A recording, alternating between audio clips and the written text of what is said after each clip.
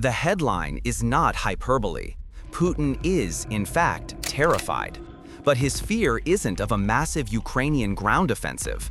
It's of a relentless, methodical campaign that is systematically dismantling his country's economic lifeline. Ukraine has opened a new front in this war, a campaign so effective and so devastating that we have to give it a new name: the campaign of kinetic sanctions. For months, the world has been watching the battlefield, measuring victory and defeat in square meters of land and the number of tanks destroyed. But Ukraine understands that this war will not be won with a single decisive breakthrough. It will be won by attacking the very things that fuel Russia's war machine. This isn't just a military operation, it's an economic one. It's a direct physical application of force designed to achieve the same effect as crippling financial sanctions, to cripple Russia's ability to wage war. The scale of this campaign is breathtaking.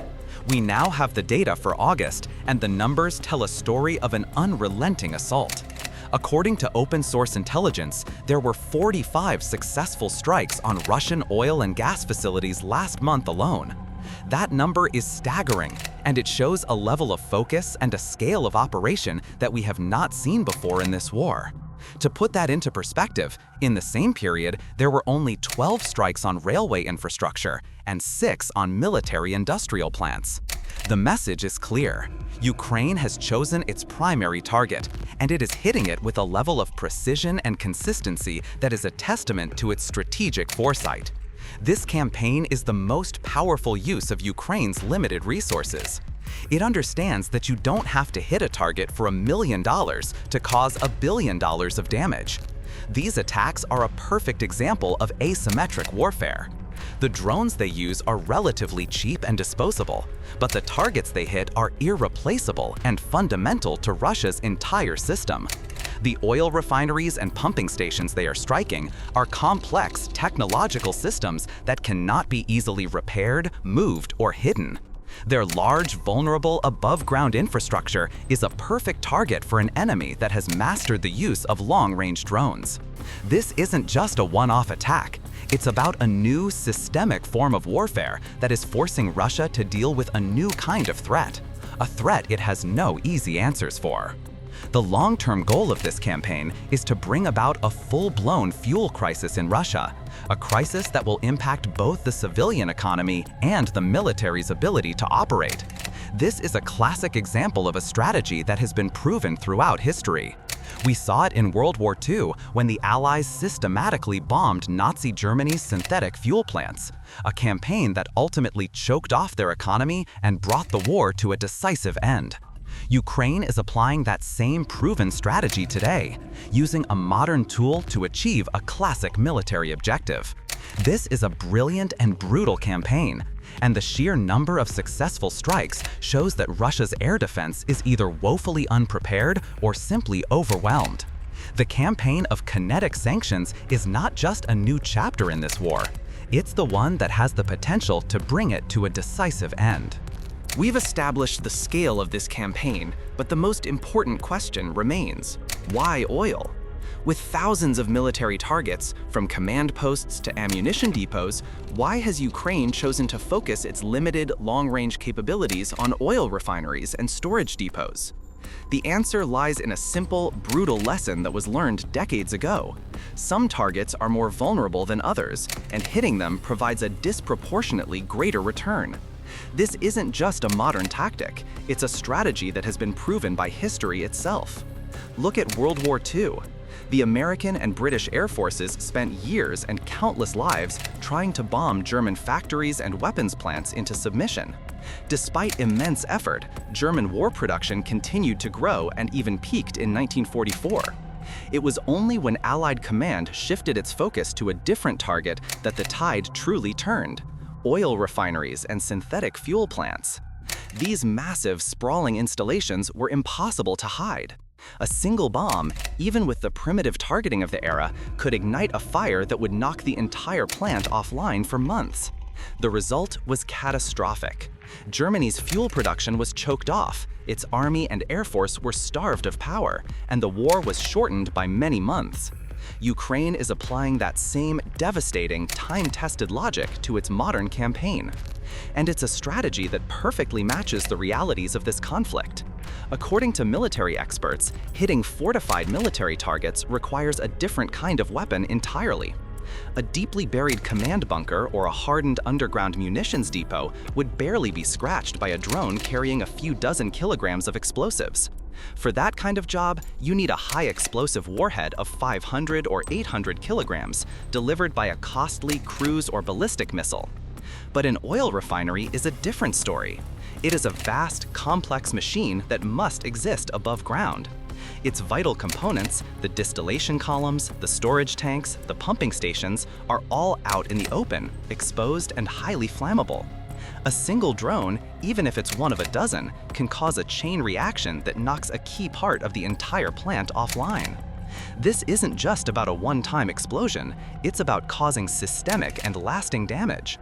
A hit on a catalytic cracking unit or a primary distillation column can halt the production of hundreds of thousands of barrels of fuel per day. These are not easy fixes. The specialized equipment and the highly technical repairs required can take months to complete. In one documented attack, a single drone strike on a Russian refinery knocked out almost 40% of its production capacity. This is an incredible return on investment. The cost of a few drones is a tiny fraction of the billions of dollars in lost revenue and the immense military cost of a crippled logistical chain. The final brilliance of this strategy lies in its psychological and economic impact. Russia has a vast military-industrial complex, but it can't run its tanks on ideology. By systematically attacking the one resource that cannot be hidden or easily replaced, Ukraine is hitting Russia where it is most vulnerable. It's a war of attrition, where Ukraine is punching far above its weight, not with brute force, but with strategic precision. This is the most logical and effective use of their capabilities, a direct answer to the question of how a smaller, more agile force can cripple a massive, resource-rich enemy. It is a terrifyingly simple calculation, and the results speak for themselves. The oil campaign is not a new front. It's a long-term strategy designed to win the war without ever needing to storm a single city. This is where the theoretical gives way to the undeniable. The strategic brilliance of Ukraine's campaign is being proven not in a think tank, but in the relentless, month-long assault on Russian soil. This is a chronicle of failure, and with every successful strike, Russia's impotence is laid bare for the world to see. The first days of September were a maelstrom of explosions across the Russian heartland. On September 5, a drone attacked the Ryazan oil refinery, marking at least the fourth strike on that single plant this year. Just 2 days later, on September 7, a drone hit the Ilsky refinery in the Krasnodar region, a facility that provides fuel for Russian forces in the south. On the same night, a strike hit a key pumping station, the LPDS-8N, in the Bryansk region, a vital hub for transporting Belarusian fuel to Russia. These weren't isolated incidents. They were the opening volleys of a new phase of the war, a relentless, non-stop campaign of kinetic sanctions that has only accelerated. But Ukraine's drones are not content with just hitting targets near their borders. They are now reaching deeper into Russia than ever before.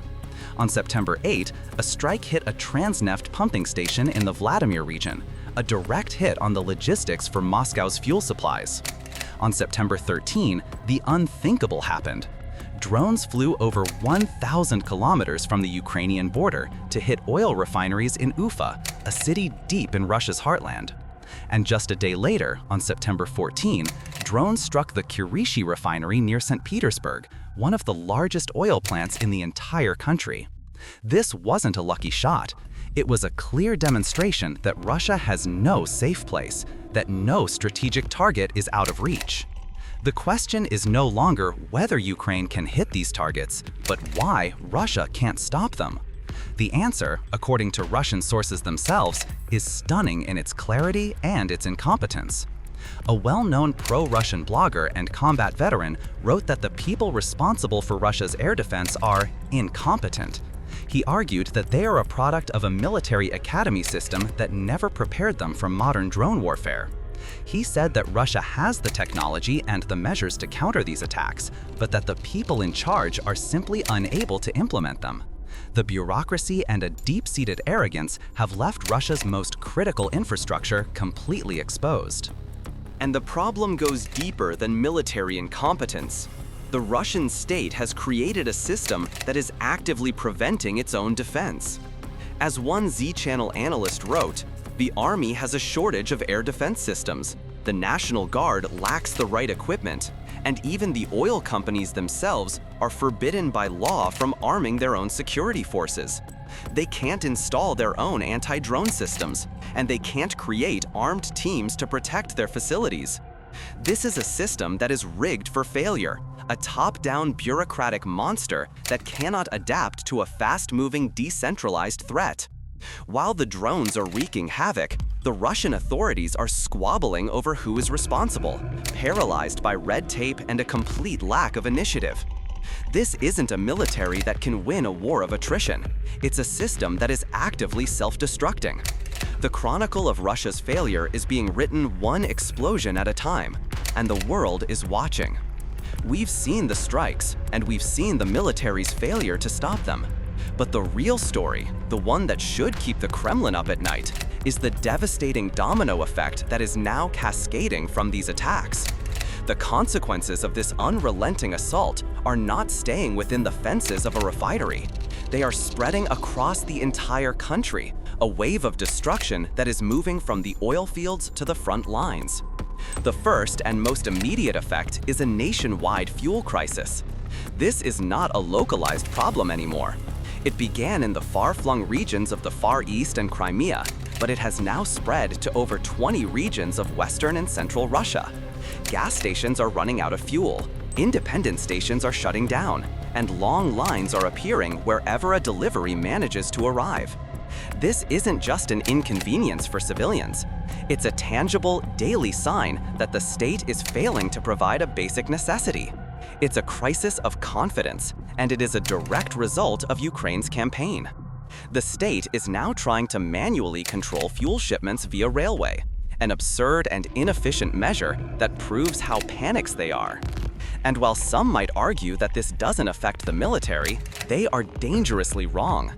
Yes, Russia's heavy armored vehicles and artillery run on diesel, and for now, Russia has a sufficient supply of diesel fuel. But modern warfare is not fought with tanks alone. It's a war of small-scale logistics, where the most vital equipment is run on gasoline. This is the war of the FPV drones, the reconnaissance drones, the mobile command posts, and the small transport vehicles that run ammunition and supplies to the most dangerous parts of the front. The soldiers on the front lines are now being forced to buy their own fuel on the black market, a clear sign that the state's logistical system has broken down. The very weapons that have become the most decisive factor on the battlefield, the thousands of drones Russia is using every day, are now threatened by a basic lack of fuel. The economic consequences are equally dire. The loss of a few refineries has had a staggering effect on Russia's entire energy sector. The numbers are clear. Russia has lost at least 17% of its total oil refining capacity. This has sent a shockwave through the country's economy. The price of gasoline and diesel on the stock exchange has hit historic, record-breaking highs, making it more expensive than ever to fuel the civilian economy and the war machine. Russia has been forced to ban the export of gasoline to prevent an even more severe shortage, but even that is not working. The situation is so dire that state-owned oil companies are now warning that they may have to cut oil extraction itself, as they have nowhere to store the crude oil that cannot be refined. This isn't just an economic crisis, it's an existential one. This campaign is a brilliant and brutal lesson in asymmetric warfare. While Russia has poured its resources into a war of attrition on the front lines, Ukraine has been systematically dismantling the enemy's logistical and economic backbone in the rear. This is a war of attrition where Ukraine is punching far above its weight, and the results are undeniable. The domino effect of these strikes, from the initial explosion at a single refinery to a nationwide fuel crisis and a logistical nightmare on the front lines, is proof that Russia's entire system is far more fragile than anyone, including Putin, would have ever believed. The oil campaign is not just a military operation, it is a strategic masterpiece. We have seen the strikes, we've analyzed their impact, and we've chronicled a systemic failure. But the ultimate significance of Ukraine's campaign against Russia's oil industry is not a matter of tactics, it's a strategic revelation. This is not just a military operation, it's a decisive campaign in a war of attrition, and it's a campaign that Ukraine is winning. A war of attrition is won not by capturing territory, but by systematically wearing down the enemy's resources and its will to fight. This campaign is a perfect example of that. It hits Russia's most vulnerable point, its energy-dependent economy and its sprawling, antiquated logistics. Unlike a conventional military that can adapt, Russia's system is brittle. It is a top-down, centralized machine that cannot respond to a decentralized, highly mobile threat. Ukraine is using this rigidity against it, proving that you can cripple a superpower not by matching its strength, but by exploiting its weaknesses. The campaign has created a two-front war for Russia, a brilliant stroke of asymmetric warfare. The Kremlin is now forced to fight a brutal, conventional ground war on Ukrainian soil while simultaneously fighting an economic and logistical war within its own homeland. It must divert precious air defense systems from the front lines to protect oil refineries, forcing a choice between defending its soldiers and defending its economic lifeline. This is a dilemma that a conventional military is not prepared for. It is a strategy that turns Russia's massive size and reliance on centralized systems into a liability. The sheer scale of Russia's infrastructure, its vast network of oil refineries, pipelines, and terminals, is now its greatest vulnerability, a series of exposed arteries that Ukraine is methodically severing. And this campaign is not about winning the war by military conquest. It's about winning it at the negotiating table. The ultimate goal is to make this war so agonizingly expensive and so politically unbearable for the Russian elite that they will demand an end to it. The fuel shortages, the record-high prices, the loss of billions in export revenue, these are not just abstract numbers. They are the direct consequences that the Russian ruling class and business community feel every day. This is a strategic tool for diplomacy. By inflicting this kind of pain, Ukraine is creating the leverage it needs to force a peace on its own terms. It's an act of war designed to bring about an end to the war. The final verdict on this campaign is already clear. It is a masterpiece of strategic warfare. It is a testament to Ukraine's ingenuity, its courage, and its ability to outthink a much larger foe. It proves that a country fighting for its survival can find a way to strike at the very heart of an aggressor's power. It has turned a regional war into a systemic crisis for Russia and has fundamentally changed the rules of engagement. This is not a final victory, but it is a decisive turning point, a clear sign that the future of warfare belongs not to the biggest army, but to the most intelligent one.